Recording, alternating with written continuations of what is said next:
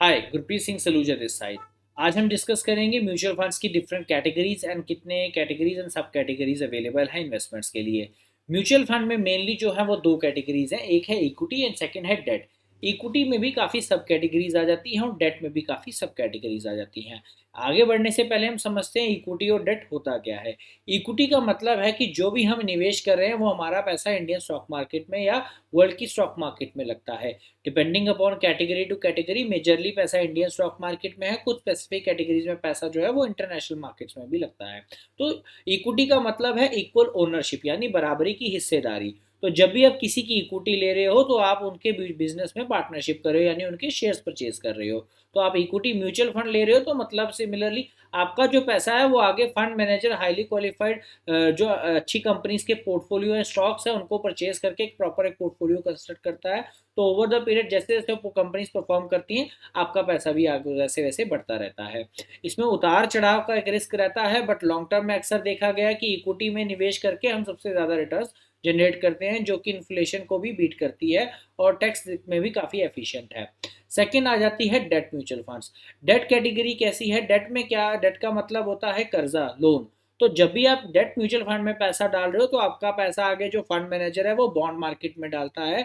Bond purchase करने का मतलब है कि आपका पैसा, आप अपना पैसा आगे कंपनी को उधार पे दे रहे हो एक pre defined rate of interest पे। तो उस पर क्या है कि आपको उसके बिजनेस से, उसके प्रॉफिट एंड लॉस से कोई लेना देना नहीं है। नेचुरली आपका इसमें क्रेडिट एनालिसिस, क्रेडिट रेटिंग्स होती हैं, वो एक थॉरो प्रोसेस रहता है।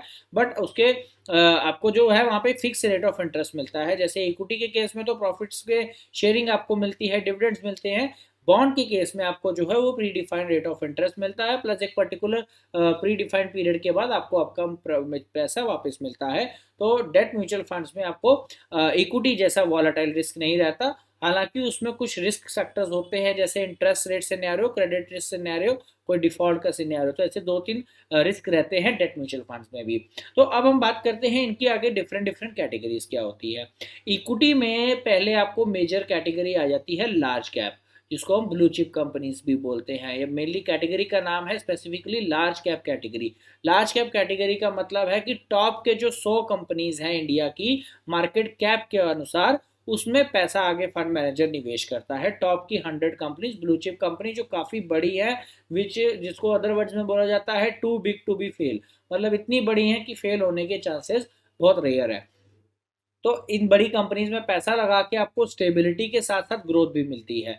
सेकंड आ जाता है mid cap companies. Mid cap companies होती है 101 से लेके 250 कंपनीज तक, जितनी भी कंपनीज है उनमें पैसा लगाना, उसके उन्हीं कंपनीज में पोर्टफोलियो बनाना।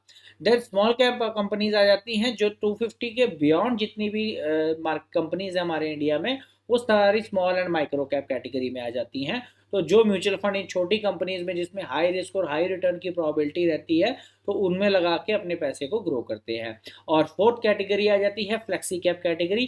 फ्लेक्सी कैप का मतलब है कि उसको फंड मैनेजर को कोई बाउंडेशन नहीं है, वो large mid small cap company कहीं भी वो पैसा डाल सकता है।